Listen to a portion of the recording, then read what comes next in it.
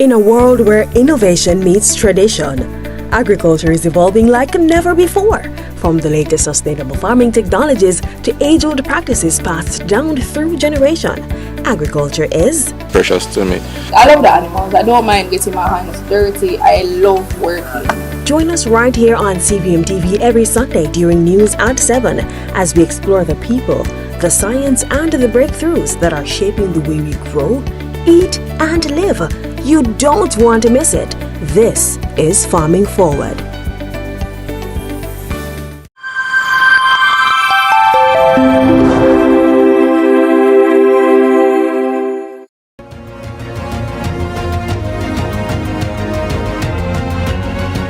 The Prime Minister, Andrew Holness, made the Parliament his own on Thursday as he stood for over 5 hours going through what his government intends to do for the people in the next fiscal year and beyond, provided, of course, that they win a new mandate in the next general election due later this year. The Prime Minister went into the history to correct what he says was the attempts by the PNP to change the narrative of history, and there was even a quip or a few about paternity of Jamaica's fiscal stable position.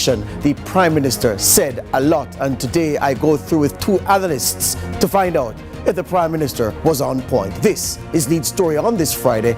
Let's start the show.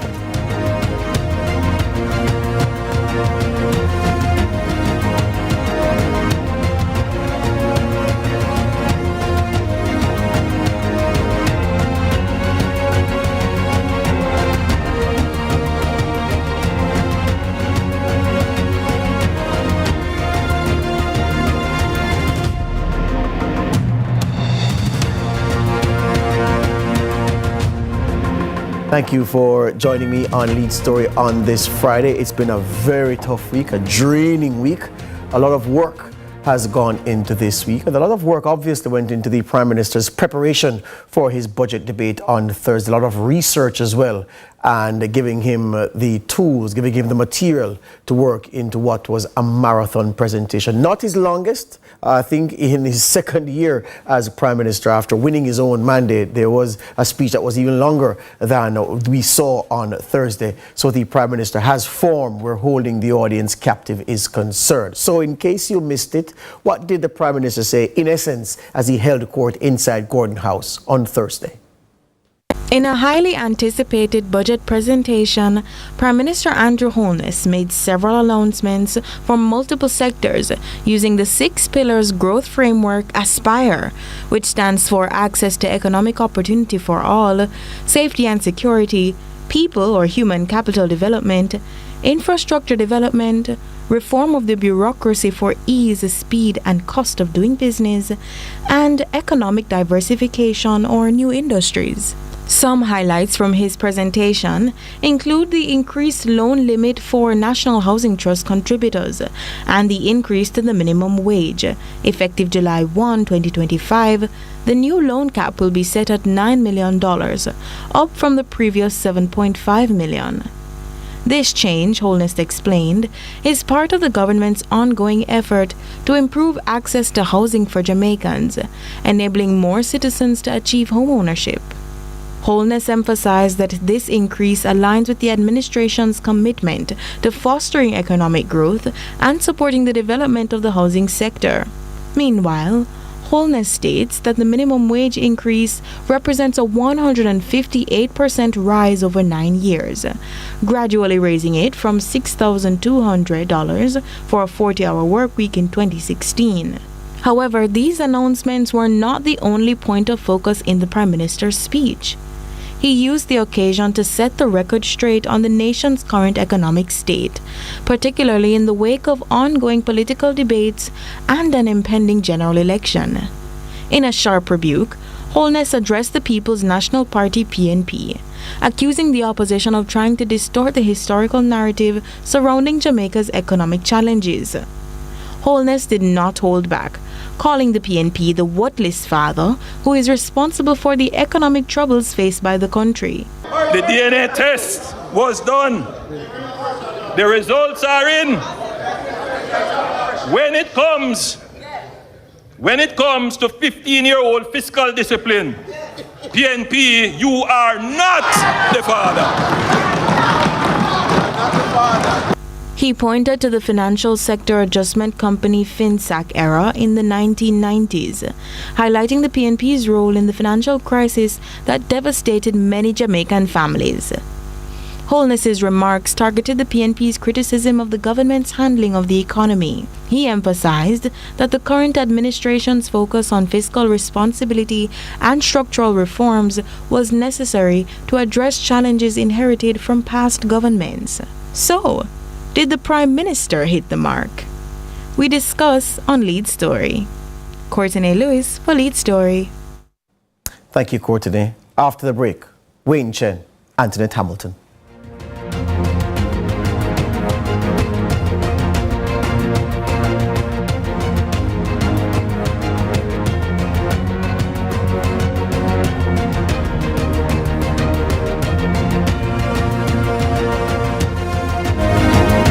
It's Reach! Introducing the Mother's Rewards app. The same mother's food you love, now at your fingertips. Sign up easy and get a free patty. Earn points whenever you visit any select Mother's location and redeem those same points for discounts later on. Order your favorites for pickup or delivery. No long lines. Plus, spin daily to win prizes and discounts. Yes, daily chances to win. No need for say nothing more. Download the Mother's Rewards app now.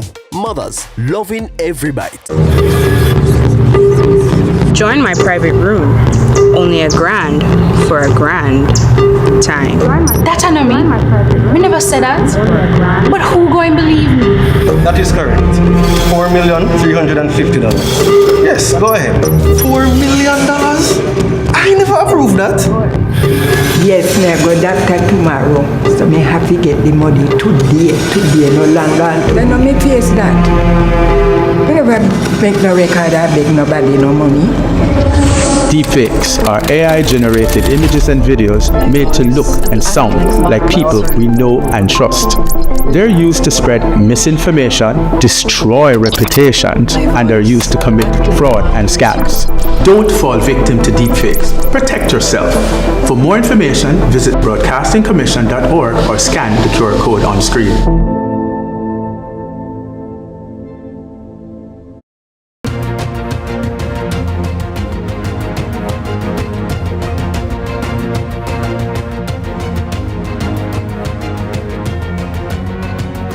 All right, so Andrew Holness spoke about the past, he spoke about the present, and he spoke about the future and what the JLP administration intends to do for Jamaica in the next fiscal year and beyond. And again, I say to that with a caveat that it's provided, of course, that they take care of business at the next general election, which is set to be a very, very competitively contested thing. Wayne Chen is with me in his capacity as head of the Jamaica Employers Federation, and Antoinette Hamilton is here with me as well as the lady in charge of the Micro, Small and Medium-Sized Enterprises Alliance, MSME. Good evening, ladies and gentlemen.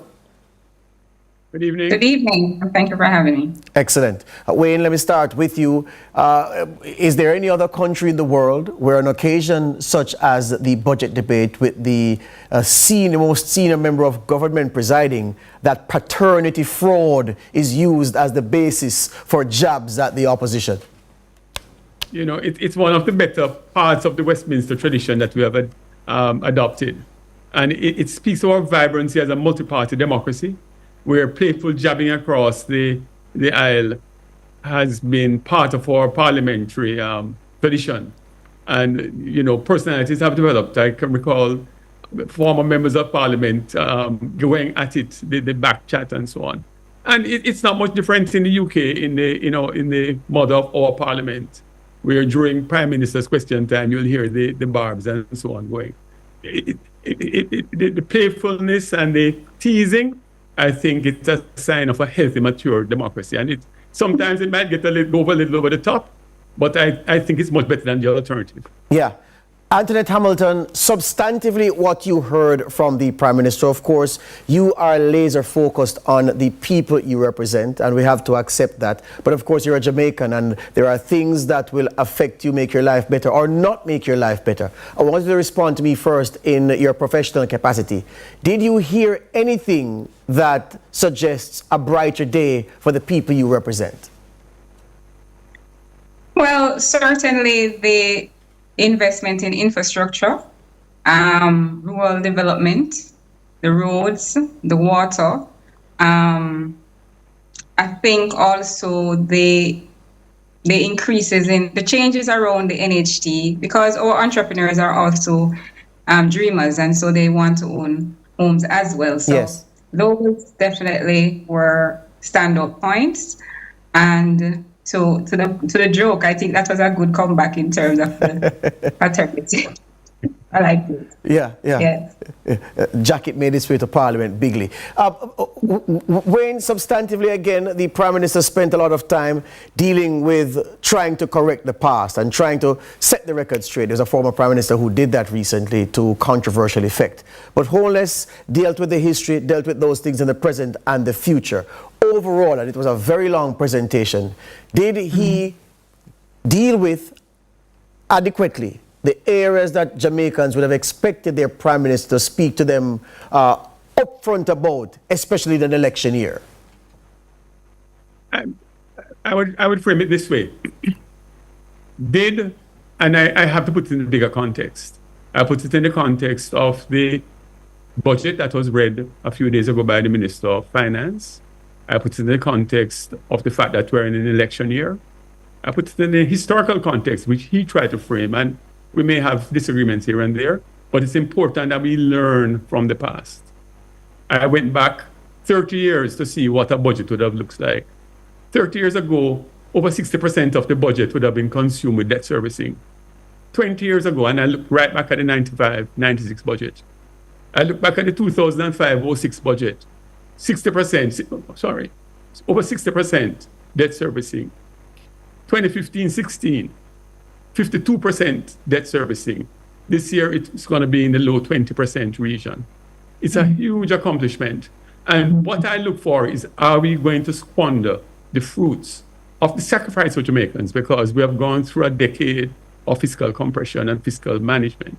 And what I'm looking for is, does the budget presented to us as Jamaicans for this fiscal year, does it have a positive impact on our growth and development trajectory, or does it have a negative, or is it a holding pattern given the fact that we are in an election year and we might not have much political capital at this time, but in a few months, how are we going to spend that political capital? Because the big dilemma that has faced successive governments in Jamaica for over 30 years is strong, inclusive, sustainable economic growth. Yeah, and that has escaped them. Need. Yeah.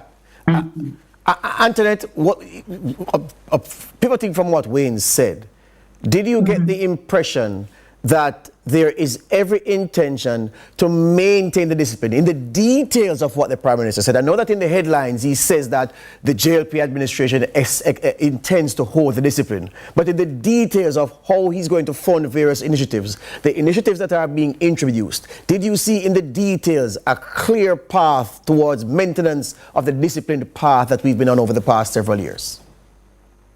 Yes, what I've seen some, but there are still areas that required further explanation and costing. When you think about the reforms around the NHT as well, that I don't think any numbers were presented for that. And one of the challenges that many aspiring homeowners face now is that of affordable housing. And one of the challenges I had with one particular proposal, even though it was excellent, and I like the direction in terms of if the house cost or the home cost is below 14 million, then you can get up to 12 million. That was a very good initiative. But the concern I have regarding that is that currently, for example, Hinswood here in St. Catherine, there is a development that was done last year. I think it was closed last year. And the prices for those were 20 million up. And that was a joint arrangement with NHT. So I think the Prime Minister still has some work to do in terms of convincing the aspiring homeowners that, yes, he's serious about affordable housing. And, but the other areas in terms of reducing the fees was good. In terms of the refund for those who do not currently have a mortgage with the NHT, they're able to get back their refund. Or if they, not currently, if they have a mortgage, but it is being serviced, serviced on time, they will be able to get back their refund, as opposed to it being held and put against the loan in the future. So I think that those were two of the areas that I think would resonate with those aspiring to own a home. Whether or not it stand up to those proposals from the opposition, that is for another discussion, but I think those were two good ones. Yeah, and just to pick you up on the housing issue, Antoinette, perhaps the Prime Minister did accept that, look, one of the things that happens is that every time the loan ceiling is raised, then especially private developers jack up the price of the houses. So it's always too few dollars chasing very expensive houses. And of course, market forces are at play and you don't want to interfere too much as a government. So even though you say, rather than borrow 7.5, I can borrow 9 as a single man. And if I join with you, Antoinette, together we can get 17 million now.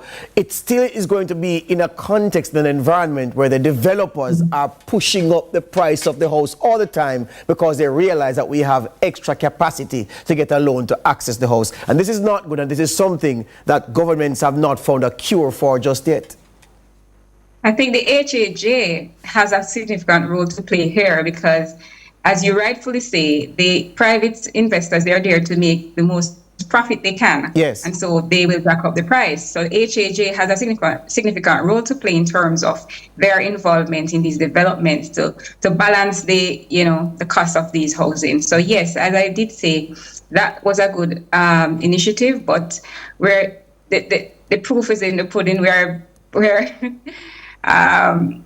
so we're here, we're waiting to see. Execution is really the issue for us, as always. A lot of the things that are said, they take too long to be implemented, and I think that's the challenge. But overall, I think those initiatives were very good. And notwithstanding the length of time, we have to quote Benjamin as he says, leave it to time. Time alone can do everything. Let's take the break and come right back, speaking with Wayne Chen and Antoinette Hamilton, looking back at Andrew Holness's presentation in Parliament on Thursday.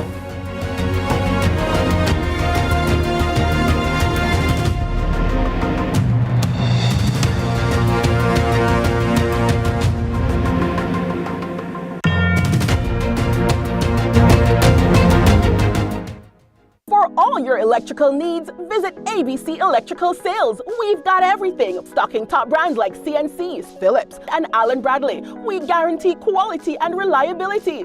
Shop with us and save with even free island-wide delivery. Conditions apply. Visit us at Shop 8 Hagley Park Plaza, Kingston 10. Call 876-754-3714-5 or 876-754-3825-8. ABC Electrical Sales, for a better choice in electrical business. Every child deserves a home filled with love. When hope meets heart, a new journey begins. Welcome home, David. Welcome, David.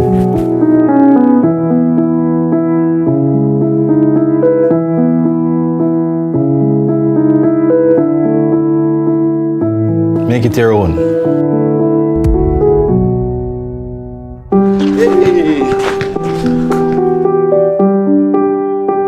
Family is built on moments shared. Go, David, yes! Every smile and every shared moment connects us with a brighter future. Here, you're not just welcomed, you're family. Foster hope, foster love, foster a child today. Contact the CPFSA for more information.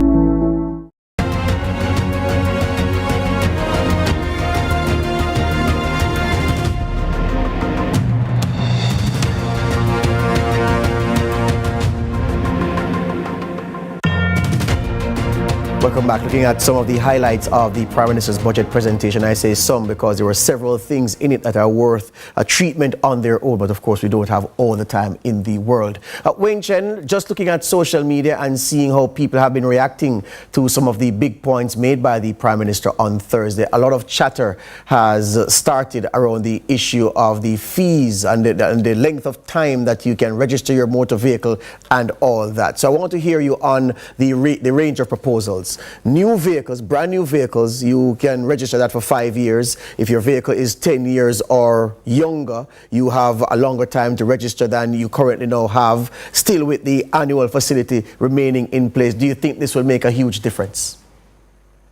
It will make some difference, but the real changes we want can be incremental. We need things that will give us a quantum leap forward. One of the things that we need to talk about is the digital transformation. We shouldn't even have to go to the collectorate to join a line now. Correct. To do many of these routine transactions. It is a huge hit on productivity. The Prime Minister a few days ago signaled his intention by the appointment of Ambassador Audrey Marks to deal with dealing with the bureaucracy. And this is a long-standing issue. We have done significant things in the last couple of years. The Prime Minister opened his presentation talking about inflation. He talked about the significant reduction in homicides and violent crime.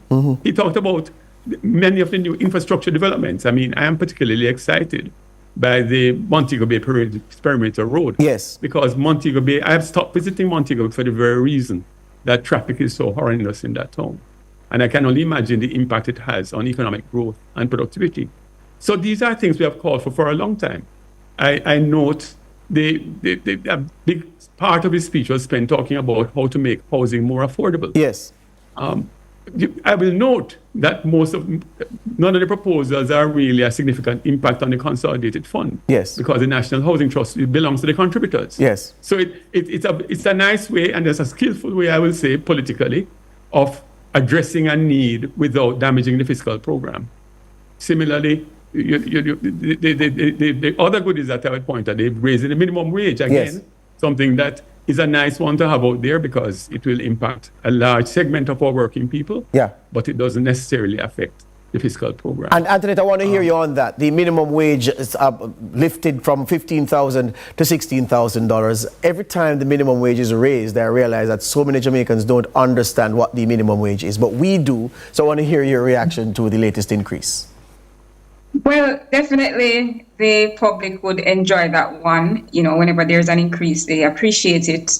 For businesses, though, especially small businesses, I mean, an increase is usually an additional cost for us. And so, I mean, some members may be concerned about each time it is increased, but we still try to, provide as much employment as we can. And that is why it would be good if the government could look at some of the proposals that were made regarding the boosting the MSME sector.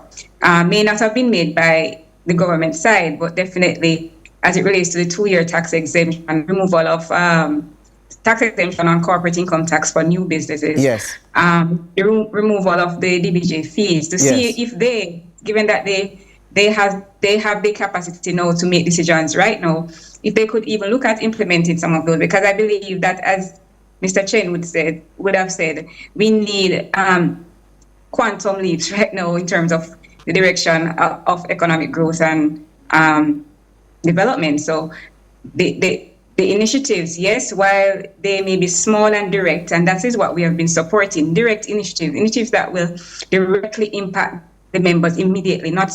Yes, we need long-term solutions as well, but it has to be complemented with short-term and direct impact. And I believe that some of the proposals by the MSME Alliance could be incorporated, even though they may not come from the governing body at this time. He has said, the Prime Minister, and that's if, of course, he remains in place later on, that, look, if an idea is good, even if it doesn't come from within the JLP, he'll implement it if it can redound to the benefit of the people. Wayne, I want to ask you this. News from the Prime Minister that come the first quarter of the new fiscal year, which starts, of course, on April 1, that finally ground will be broken on the Caymanas Special Economic Zone.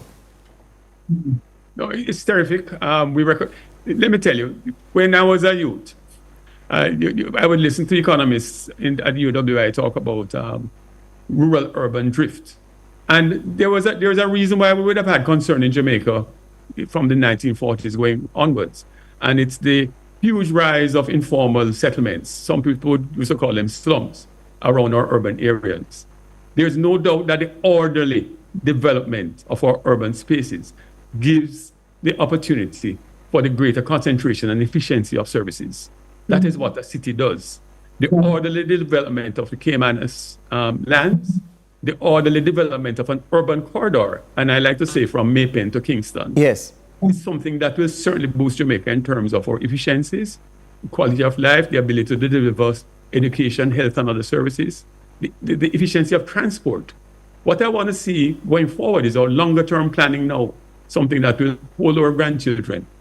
Proper mass transit, safe green spaces, sustainability, because the sustainability of even water supplies in many areas now has become suspect. We need to now think longer term, especially with the looming crisis of climate change. Yes. We have a rising ocean, but many of our communities are low-lying. Yes. That is the sort of discussion that we have to have now. I know we are trapped in a 5-year electoral cycle, but our brains cannot be. Yes. We have to now start thinking longer term. Yeah. Well, the Prime Minister gave us food for thought and we're doing the dishes. Lastly, Antoinette, I heard some people say that, look, as usual with a budget by a Prime Minister and even an opposition leader, there's not much in it for the struggling middle class. So you'll hear things announced for those of us who are struggling worst, those of us who are indigent, the pensioners, so forth, business people. But in terms of for those in the middle, those who are professional and who are working hard, who are paying gardener, paying helper, paying nanny, struggling with the bills, the ease in the income tax threshold is negligible for some people. And they say, well, again, here we have a budget where there's nothing in it for us. Do you join that chorus? No, I wouldn't say nothing is in it for them. I believe that the NHG reform, those initiatives would definitely help the middle class, definitely, because most of them are looking to own a home, and most times they have to join with someone in order to do so. And so in terms of increasing the limit on how much you can borrow, that would definitely help the middle class. Also, increasing the income tax threshold is still good, because it means less taxes, and so while it may be small, it is still good that it continues to increase. And of course, this was a government that would have taken the risk prior to know of increasing it. So it has worked, and they continue to increase it. So I think that while it may be small, is still something that will benefit them. Yeah. But more so is housing is the main issue for middle class. The ability to afford affordable housing. Yeah. That has been the main challenge. And I think these reforms, both those put forward by the opposition and the government, are very good. And we just need to look at which ones work best together. Hear you on that. That will definitely help the middle class. Hear you on that. Wayne and Antoinette Hamilton, thank you very much this evening. All the best. Enjoy your weekend. Thank you. Thanks for the Thank you very much. All right. Bye. Make way now for the newscast at 7.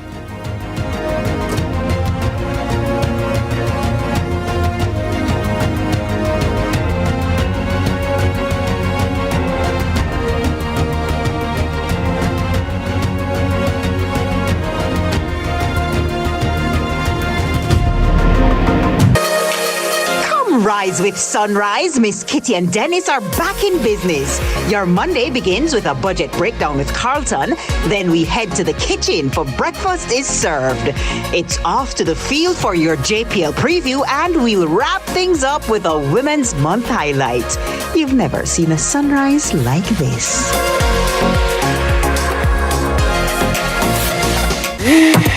We are back for season 2 of Corner Office. We are highlighting small businesses, hard-working Jamaicans who are doing their own thing in their own spaces.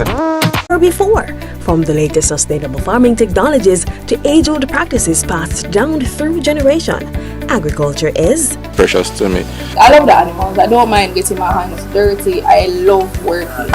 Join us right here on CVM TV every Sunday during news at 7 as we explore the people, the science, and the breakthroughs that are shaping the way we grow, eat, and live. You don't want to miss it. This is Farming Forward. You can open a Sagicor Bank savings account from anywhere. Go online and open yours today. The time by Sagicor Bank is 6:15. Hey you know all the people in your business? You should take advantage of CVM TV's unbeatable small business advertising package. Trust me.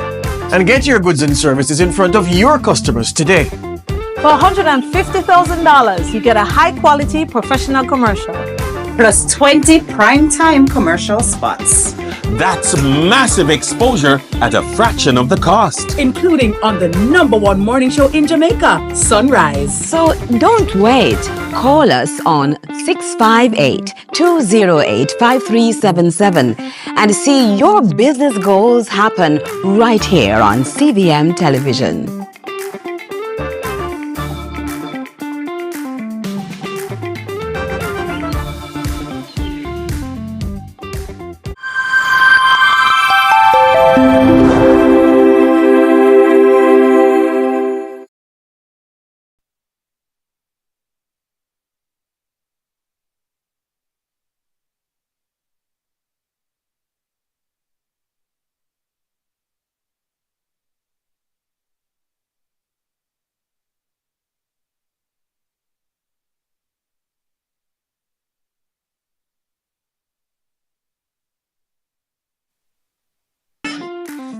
Hey you know all the people in your business?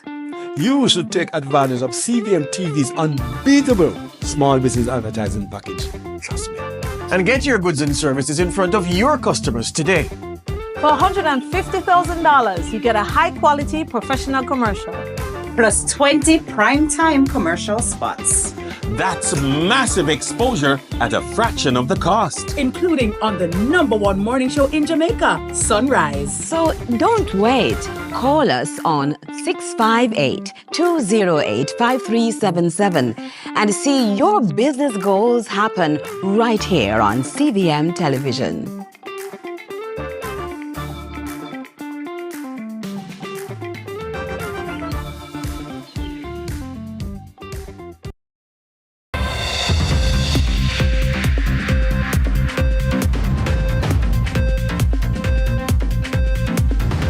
Tonight in CVM News at 7, big budget, bigger questions. Experts say vision falls short. Ministry of Health refutes water contamination claim. Inmates in Jamaica are being offered a lifeline from the Giving Pots Hope Mission. In the business report, Cygnus Real Estate Finance completes first investment life cycle. Traditional flavors tempts us with a white, so real coconut cake. And in sports, Reggae Boys face SVG in CONCACAF Gold Cup qualification.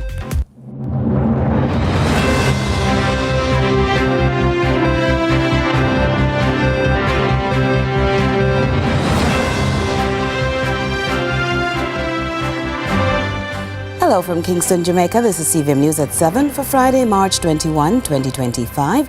Thanks so much for joining us as usual. I'm Curlin Brown. The Prime Minister's $1.3 trillion budget presentation promised stability, relief and growth. But as the dust settles on Budget Day, some experts are questioning whether the speech lived up to the movement. Ramon Gordon has that story. The Prime Minister's $1.3 trillion budget presentation touted macro, new social relief programs and infrastructure development. But two experts say the message didn't match the moment. I'll give the Prime Minister a solid 4 for his presentation. But more fundamentally, the idea of economic growth should be tossed out the window because they have not been able to accomplish this.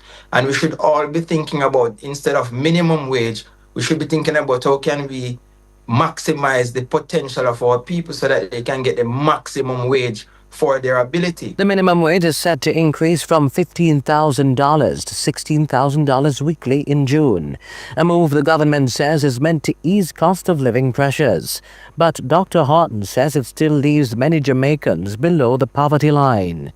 Each Jamaican now requires at least $25,000 a week for them to hover above the poverty line. So a $16,000 mark is not good enough where that is concerned. Economist Dr. Chris Stokes welcomed mention of the Aspire initiative, which aims to upskill Jamaican workers. But he says real growth requires a mindset shift, not just government directives. It is not for the government to say, thou shalt pay this person 15, 16, 17 or 18,000. What we really need to do is have the macroeconomic stability, the ease of doing business, the access to capital, and it's much harder. It's not sexy, but that's the direction I believe we need to go in. The budget outlines apprenticeship and housing programs, roadworks, and support for MSMEs. Still, critics argue the focus remains too shallow to spark real innovation or tackle long-standing productivity challenges.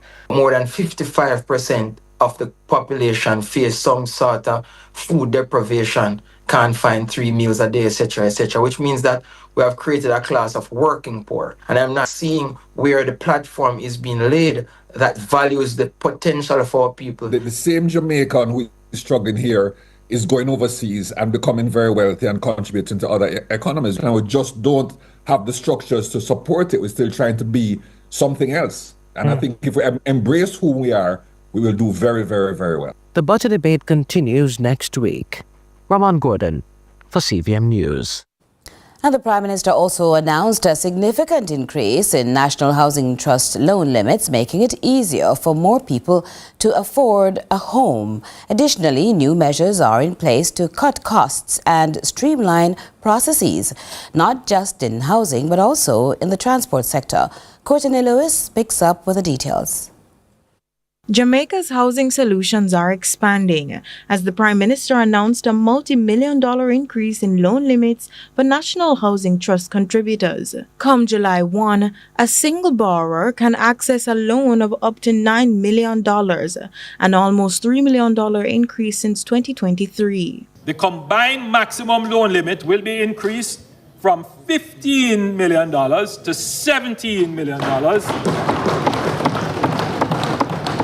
And for 3 co-applicants, it will be increased from $21 million to $23 million. Buyers earning less than $30,000 a week will also see a decrease in deposit requirements. The service charge on mortgages will be reduced as follows.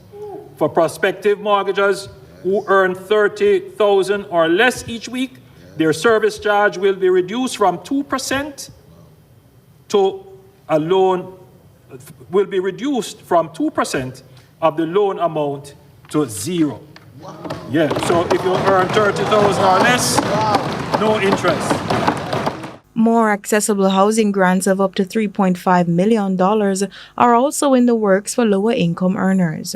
We are modifying the eligibility requirement in order to make the grant available to more contributors. The maximum qualifying income for home grants will now be $30,000 per week. Meanwhile, with the implementation of an efficiency ministry, the Prime Minister says the first target is reducing red tape in the transport sector. The first certificate of fitness for a new motor vehicle will be issued for 5 years. For used vehicles, 10 years or less, the validity period for certificates of fitness will be 3 years. A 2-year motor vehicle registration renewal option is also now in effect. Holness says reviewing processes across all sectors will make life simpler and more affordable for citizens. Courteney Lewis for CVM News. The Ministry of Health and Wellness, the MOHW, and the National Water Commission, the NWC, are refuting claims made by the Junior Shadow Spokesperson for Health and Wellness, Jessie James Clarke, that elevated levels of sewage contaminants in water supplied to households in the Kingston and St corporate area.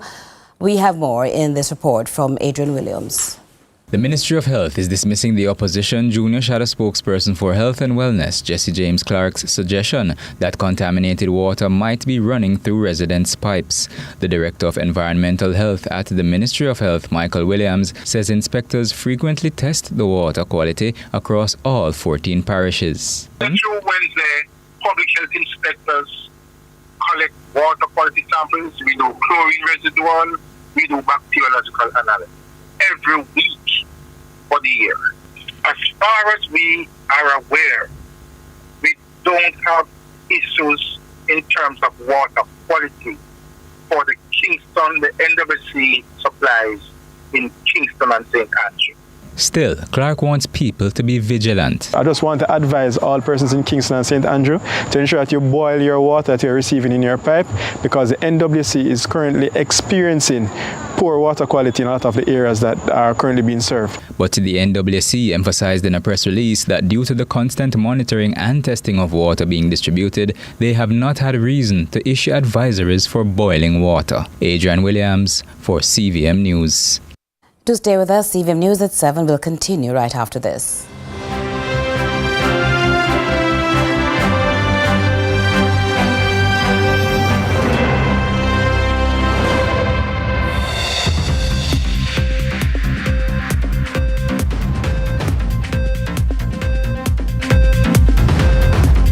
To switch to the T-Tag on Trans-Jam highways. Our automated T-Tag lanes reduce the cost of managing cash at our toll plazas. And drivers of Class 1 and 2 vehicles who use the T-Tag pay a lower toll fare than those who use the manually operated toll booths. They also get their 10th trip through any toll plaza free. The T-Tag makes it quicker, more cost-efficient, and safer for our customers. So switch to the T-Tag today and experience the convenience. T-Tag packages are discounted to only $1,500, including a $500 toll credit from now until March 31st. Digicel, live life your way, no reward. Digicel postpaid. With Digicel postpaid, it's all about you. Sign up or pay your bills to stay active for a chance to win a luxurious all-expense paid trip for two to Royalton, Antigua. With round-trip flights on us, every week you could win exciting prizes, event tickets, gym memberships, spa packages, excursion adventures, restaurant vouchers, and more. When you opt in on the My Digicel app, life your way starts now with Digicel. Better connected.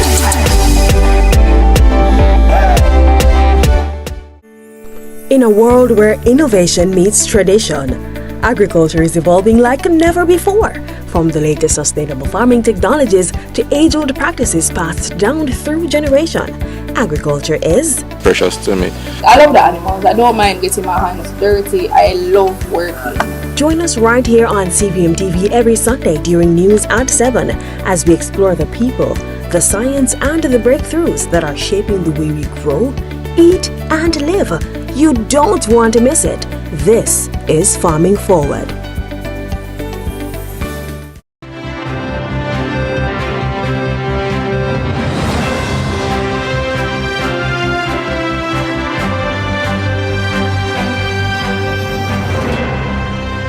Thanks so much for staying with us. A man identified as Delano Rifleman Duncan was shot and killed Thursday morning during a confrontation with the security forces in Lilliput, St. James. Reports are the confrontation began during a late evening police operation. Sources say Rifleman had been on the police's most wanted list for years. Accused of leading a gang in the parish and linked to multiple murders and other serious crimes, authorities say his criminal network extends beyond St. James, making him a high-value target. His death precedes the shooting of two men linked to the shootings of two policemen during an attempted supermarket robbery in the second city on Tuesday night. They are 29-year-old Joshua Tyrrell and 52-year-old Damian White. Now that brings the number of suspects fatally shot by the St. James Police since the start of the year to 3. The Independent Commission of Investigations, INDECOM, is probing that incident. A new remote-controlled digital X-ray machine and a generator valuing over $58 million are the Health Ministry's latest equipment handed over to the Savannah Lamar Hospital. The Health Minister, Dr. Christopher Tufton, says these new investments in the Western region represent greater things to come. Shanti McNeil has the details. Big changes are taking place at the Western Regional Health Authority, WRHA. The Sav Lamar Hospital just received a major boost, over $58 million, invested by the Health Ministry. On Friday, Health Minister Dr. Christopher Tufton unveiled the hospital's new remote-controlled digital X-ray machine designed for faster diagnostics and smoother workflow. It's the 6th of its kind in the WRHA. Also among the upgrades, a much-needed smart energy generator, ensuring reliable power for the facility. A massive investment, over $58 million in a generator, which will ensure that the entire plant can be served if we have an issue with JPS, and that happens sometimes. And this was long needed, and it is fully installed and up now and running. Beyond these additions, storage facilities have been improved, but that's just the beginning. Dr. Tufton says more upgrades are on the way. We'll be unveiling the new development plan for South Hospital, which includes expansion of the building space. So build new A&E, more doctors' quarters, conversion of the old A&E into more ward space. As I said in the presentation, we have done well since 2016 to 2024 in terms of more doctors. We have moved from 34 doctors to 99, more nurses from 150 odd to 180 plus, more ambulances from 3 to 6, and we could go on. Having said that, the demands on the system remains high, and so you do still have a lot of pain points, which is why we have to expand the capacity. Shante McNeil, CVM News. From behind bars, inmates in Jamaica are being offered a lifeline to write and publish their own material, similar to what the Giving Pot Foundation, in collaboration with the 3 professionals, have been serving in the United States. Here's more. I'm here in the waiting area just outside the Adult Street Correctional Center, and I have books in hand. Here's why. The persons behind me are authors of these books, and interestingly, they'll be offering some of the inmates an opportunity to themselves become authors. As a small team prepared to approach the tightly guarded facility likened to a gated community with a beachfront view, the daily roll call, known to fluctuate or expand depending on court matters, etc., was 1,633. Those privileged to participate in the Hope Outreach mission, which falls under the umbrella of the Giving Pot Foundation, included men labeled as notorious on the streets based on their alleged actions, but who've been on their best behavior now for years.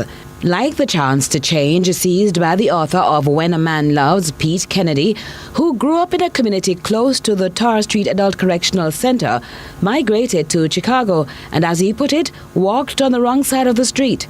Born and raised in Almantown, right up the street here.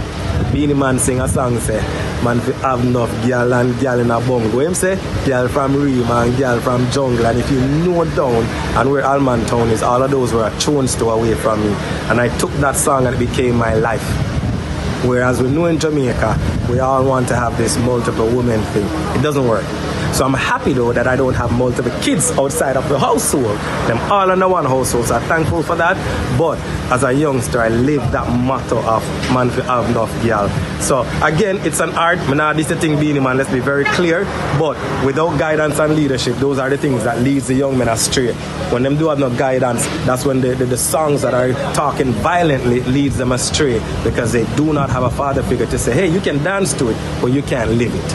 Founder of the 5-year-old Giving Pot is Jamaican-born Marcia Brown Robinson, who also resides in the USA. You know, at first coming in, as I walked through the heavy doors that they opened, my heart it started to melt, and I think it was probably fear and concern at the same time. But having met the inmates who came out, because they had a choice, they came out, and I saw how attentive they were, and they were receptive. That's the word. They were receptive to what we were offering. For me, that was the goal. That was the goal in having them receive what we came to offer, what we came to serve, because service is the main reason why we're here, serving. And I spoke with them about repositioning yourself to serve, and that's exactly what we have done. Purposely positioned ourselves to be here at this place now to serve them hope, to serve them the concept of change, to serve. And we're doing this through the books that we have written. Hundreds of young Jamaicans took a step towards a brighter future at the Youth Opportunities Expo in Manchester recently. Enrolling in a wide range of job training programs, stakeholders believe this will mark the beginning of youth transformation in the parish. Shantae McNeil has that story. It was a day of possibilities in Mandeville as 300 young Jamaicans took their first steps towards career success. The Youth Opportunities Expo, held at the Gulf View Hotel under the Central Jamaica Social Development Initiative, CJSDI, was more than just an event. It was a gateway to a brighter future. CJSDI's Managing Director Damian Young says the mindset that nothing isn't happening for young people must be left in the past. He adds that through this expo, doors are opening to job training, career development, and even international opportunities. Shake off that concept and let us latch on to something.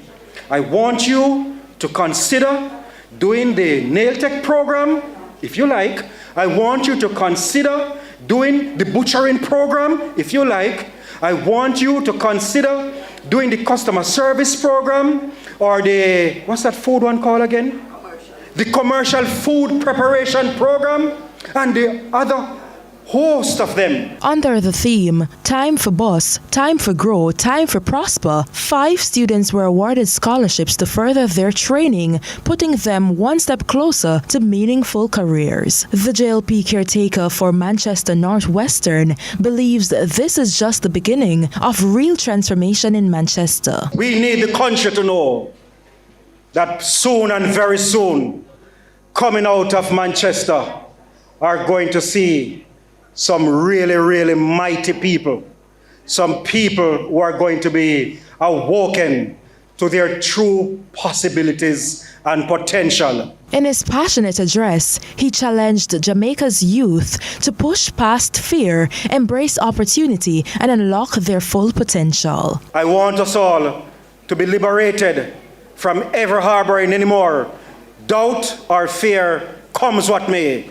No care what mother say, our father say, our pastor say, there is no more room in our hearts and minds for doubt and fear, because doubt and fear will cause failure. Shantae McNeil, CVM News. Lots more still to come in a moment.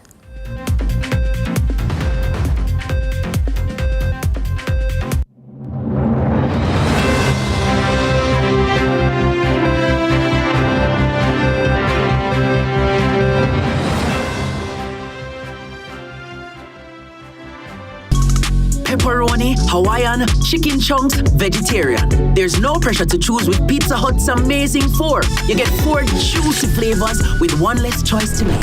Pizza Hut, now that's delivery. Every dream conquered is another dream game. I land and I fly again like a jet plane. Headed straight in your direction, 'cause I'm wiser, one step closer. I'm winning 'cause I work so hard. And the music keeps on playing, and the people them I say we are my show tonight. Oh, what a feeling! Don't stop dreaming. Keep on believing in the power of the feeling. Whatever you want, take a chance. Song in your heart, step in your dance. You got the spark, don't be the dark. Shine your lights on.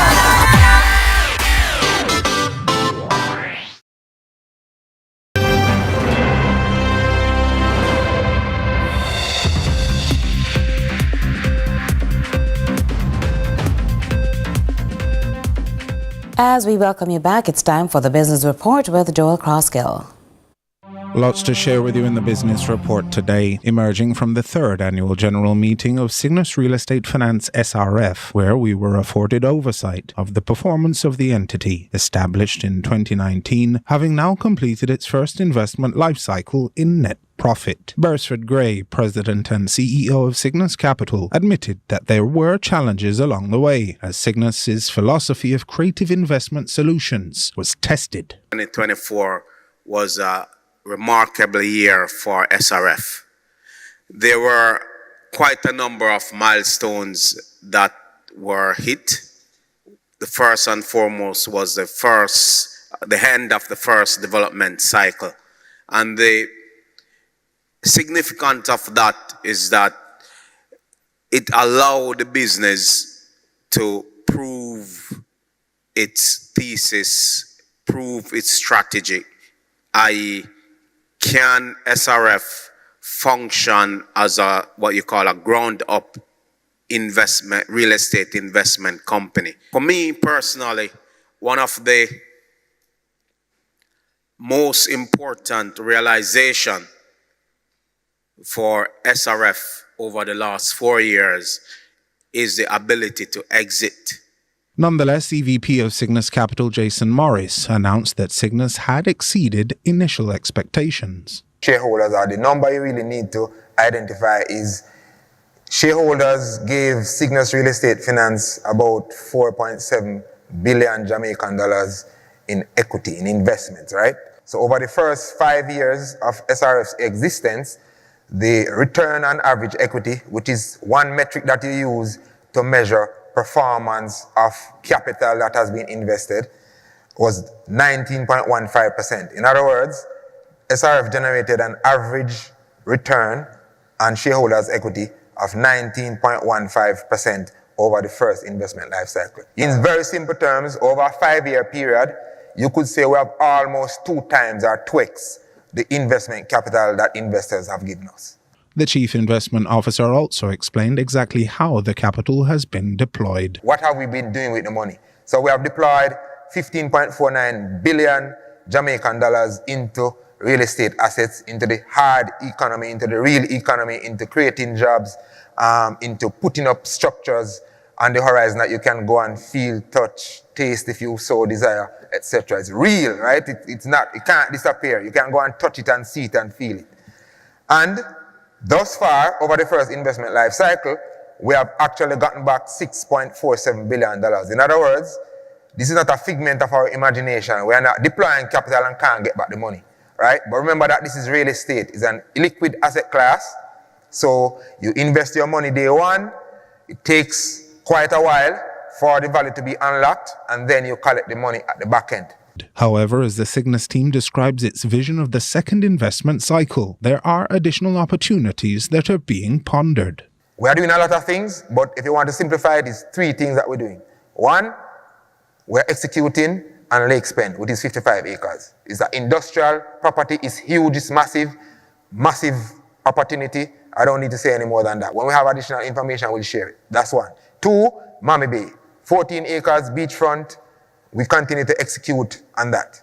And third, we have a series of third-party real estate investment notes and third-party real estate projects that we are executing and are at various stages of execution. We have already committed 2.5 billion specifically to real estate investment notes to get that income that we were talking about from the capital that we had raised and that the chairman spoke about earlier in his remarks, as well as we have 3 billion of transactions that are at various stages of evaluation. Right now, we have a strong conviction about industrial properties, and that's why Jason talked about the new project that we are doing, the 55 acres, which we are monetizing. We also have a strong conviction about resort properties, villas and condos and those type of things, and various form, because there's a huge demand, unquenched demand for resort assets across the Caribbean. And I think all of us in this room know that Jamaica trades at a relative discount to places like Bahamas, Cayman, Barbados. However, we have enviable airlift and infrastructure to support the demand and investment in resort asset. And beyond that horizon, we are now seeking to expand our footprint in other Caribbean countries. It was important for us to start with Jamaica, learn Jamaica, master Jamaica. Now we are moving out to other Caribbean territories. So we are evaluating multiple opportunities across about 4 or 5 different Caribbean countries. And that was your business report. I'm Joel Crosskill. More to follow after this.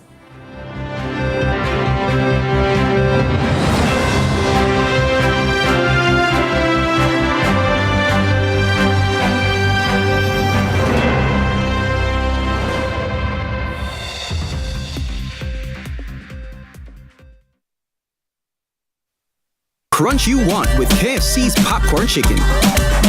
Now available in hot and spicy. KFC, it's finger licking good. The time by KFC is 7:30. Join my private room. Only $1,000 for a grand time. That I know me. We never said that. But who going believe me? That is correct. $4,350,000. Yes, go ahead. $4 million? I never approved that. Yes, me go doctor tomorrow. So me have to get the money today, no longer. Then no me face that. We never make no record or beg nobody no money. Deepfakes are AI-generated images and videos made to look and sound like people we know and trust. They're used to spread misinformation, destroy reputations, and are used to commit fraud and scams. Don't fall victim to deepfakes. Protect yourself. For more information, visit broadcastingcommission.org or scan the QR code on screen.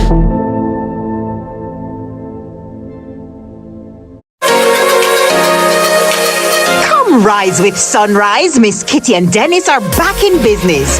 Your Monday begins with a budget breakdown with Carlton. Then we head to the kitchen for breakfast is served. It's off to the field for your JPL preview, and we'll wrap things up with a Women's Month highlight. You've never seen a sunrise like this.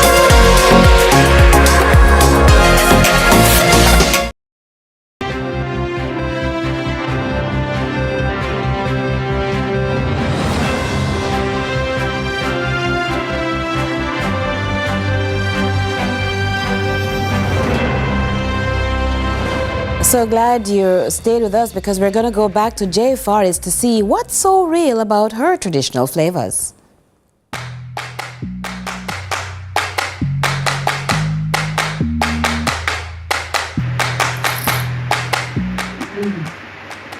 It's really good. Awesome. Yeah. They're crunchy. That reaction to the J Forest finished product begs the question. What are we making today, by the way? White sorrel coconut cake. First of all, it's the first time hearing about white sorrel. Oh my goodness, there is so much to know. We have white sorrel, red sorrel, and black sorrel in Jamaica. So those are some of the key ingredients that we work with to clear our bloodline, clean our body, and rejuvenate it at the same time. Which parish really do the white one? White sorrel. You get it in St. Andrew, you get it here in St. Andrew. I used to farm it. Interestingly, she says there are options to these white buds. So the white sorrel source is all over. We get our bottle at Virginia there. That's on the Walton Park going up there. And you can always get most of your natural food, your food puree from them as well. You know, everybody wants to know that whatever they're eating is official and authentic. Yes. Have you gone through the processes? Yes, from JBDC, Bureau of Standard, Science Research Council, JACRA, JAMPRO, and more. Yes. And we do have our tax compliance license, so the government knows about us. Eating healthy, it puts a spin on your lifespan, it puts a spin on your attitude, and as we all know, our attitude determines our altitude. It's all about nuts for her baseline ingredients. However, when it comes to the white sorrel, she uses mostly white spices to keep the color close to natural as best as possible. Ginger is so good in this, guys. I tell you, it is something to try and partake in the sense that you share it with your children, family, friends, and loved ones. Give me one more of it, darling, there. God bless you. He's a mighty good man, all right? So this now, we're going to take it and put it into this, and all of this, we're going to add it with this and put it to the stove and make a boil. Right. And a top session, honey, yes, you can't make it without the honey for the people. So this is what makes it so good that they come back wanting more. Moving her original combo from dry to wet, then to dry again, takes a little time and patience, but weekly she works hard to get it right. No. Gratitude.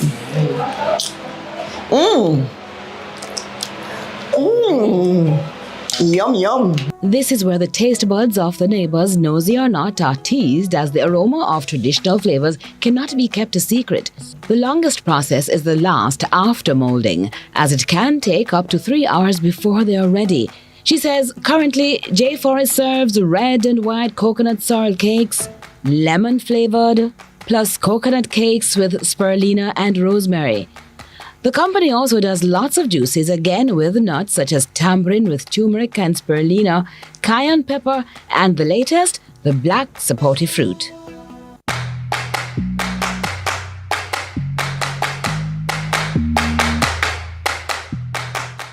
Shifting gears now because we have Ronaldo Adams here to tell us what's coming up in sports. Hey. Hey, Curlin. Hey, what's up? I'm good. So, right now, Jamaica's Reggae Boys, they're drawing 0-0 with St. Vincent and the Grenadines at Arnoldsville Stadium in St. Vincent. Approximately 20 minutes to go in the match, so hopefully they will score and take a lead back to Jamaica next weekend for the second leg. Sticking with football, we will preview both of the Jamaica Premier Leagues this weekend. We will have the Women's Premier League on Saturday and the Men's Premier League on Sunday, including CVM TV's Sunday Match Day, featuring Portmore United and Chapelton Maroons. But we'll have much more in sports tonight. All right. Stay with us for that. Coming up later, we'll continue with social media right now.